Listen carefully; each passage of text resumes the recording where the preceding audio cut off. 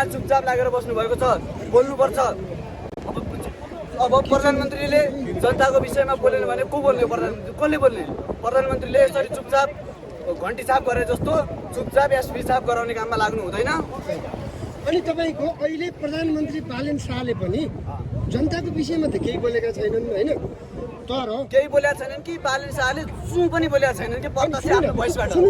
सुन्नु न, उहाँको त स्वभावै नबोल्ने हो नि त। गृह मन्त्रालय, रक्षा मन्त्रालय र प्रधानमन्त्री जुन मुख्य छ नि, बालेन शाहले राखेर कतै सैनिक शासन लाउन खोजेको त होइन हो। त्यो हुन पनि सक्छ।